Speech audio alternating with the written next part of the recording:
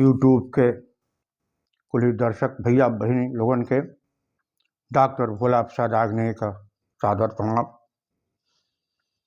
आज का दिन हमारे भोजपुरिया दिन है, भोजपुरी खातिन के समर्पित है।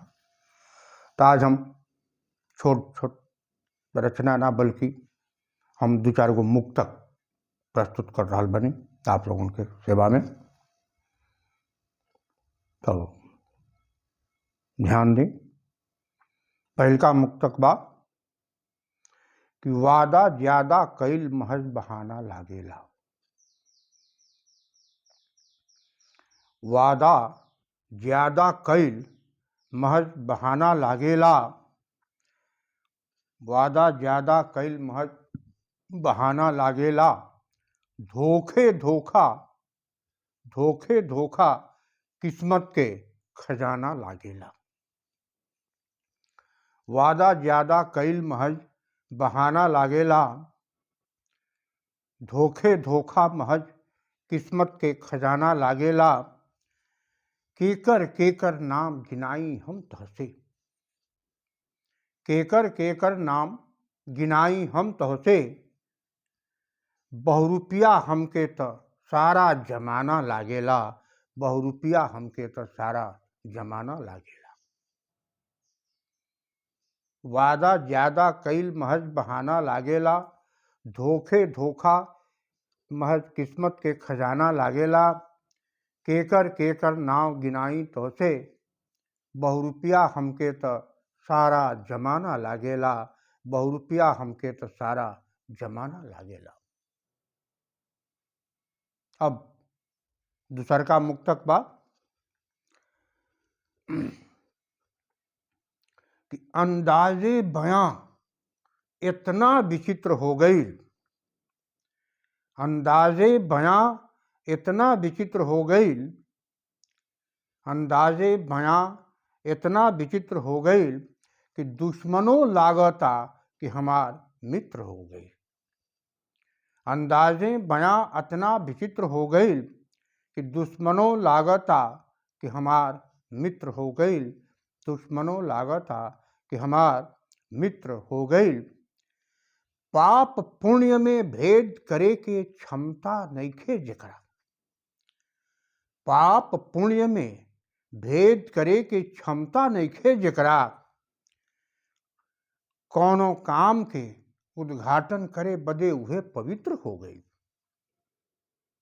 उद्घाटन करे बदे कौनो काम के उहे पवित्र हो गई। अंदाजे बयां इतना विचित्र हो गई। अंदाजे बयां इतना विचित्र हो गई कि दुश्मनों लागता कि हमार मित्र हो गई। पाप पुण्य में भेद करे के क्षमता नइखे जेकरा। पाप पुण्य में भेद करे के क्षमता नइखे जेकरा। उद्घाटन करे के कौनो काम के उहे पवित्र हो गई। उद्घाटन करे के कौनो काम के उहे पवित्र हो गई। उद्घाटन करे के कोनो काम के उहे पवित्र हो गई। अब तीसर का मुक्तक दर्ज के लिए बानी कि जब केहू हमरे गांव में आवेला। जब केहू हमरे गांव में आवेला। लोर हमरे बेबसी पर दू ठोप चुआवेला। जब केहू हमरे गांव में कबो आवेला। जब केहू हमरे गांव में कबो आवेला। जब केहू हमरे गांव में कबो आवेला। लोर हमरे बेबसी पर दू ठोप चुआवेला। लोर हमरे बेबसी पर दू ठोप चुआवेला। मगर हमरे त आज ले इहे बुझाइल है। मगर हमके क्षमा करेंगे। मगर हमके त आज ले इहे बुझाइल है कि घड़ियालू आंसू बहा के हमार मजाक उड़ावेला। फिर से देखिए मुक्तक के कि जब केहू हमरे गांव में कबो आवेला, जब केहू हमरे गांव में कबो आवेला, लोर हमरे बेबसी पर दू ठोप ऊंचू आवेला। जब केहू हमरे गांव में कबो आवेला, लोर हमरे बेबसी पर दू ठोप ऊंचू आवेला। दू ठोप लोर हमरे बेबसी पर दू ठोप ऊंचू आवेला। मगर हमके त आज ले इहे बुझाइल है, मगर हमके त आज ले इहे बुझाइल है कि घड़ियाली आंसू बहा के महज मजाक उड़ावेला, घड़ियाली आंसू बहा के महज मजाक उड़ावेला। तो दोस्तों ये मुक्तक अब चौथा अंतिम मुक्तक दे रहल बानी कि तहरे ना अइला से भाई जे आए लोग तो देख लेने, आ कुछ लोग आज ले अबे ना कैल, बाहरे से दूर वादा कर दी कि हई हई हऊ, लेकिन आज ले वो आयल ना।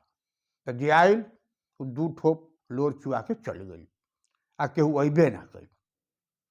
तब जे ना आयल ऊपर हमारे वो मुक्तक बा कि तहरे ना अइला से उदास मंजर हो गई बा।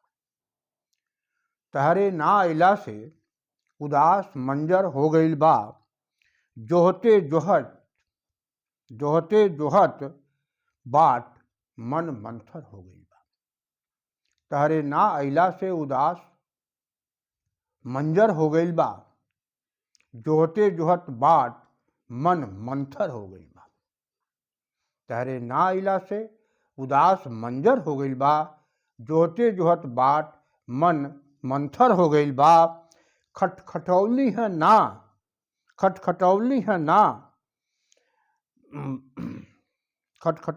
ना हम तहार कांच के कवाड़ी। खटखटौली है ना हम तहार कांच के कवाड़ी। काहे कि हमार पूरा शरीर पत्थर हो गई बा। तहरे ना अइला से उदास मंजर हो गई बा। तहरे ना अइला से उदास मंजर हो गई बा। जोहते जोहत बाट मन मंथर हो गई बा। खटखटौली है ना हम तहरे कांच के केवाड़ी। दरवाजा कांच कर रहल।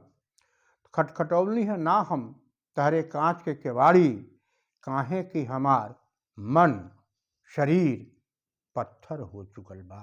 काहे कि हमार मन और शरीर पत्थर हो चुकल बा। काहे कि हमार मन और शरीर पत्थर हो चुकल बा। दोस्तों, भैया बहनी, आज के एपिसोड में बस ये दो चार गो मुक्तक भोजपुरिया। अब अगला एपिसोड में फिर मुलाकात हुई। अब तक आप लोग अगर हमारे इस चैनल के सब्सक्राइब ना कैले होखिन तो लाइक शेयर कमेंट करत सब्सक्राइब करें, हमारा उत्साह बढ़ाएं।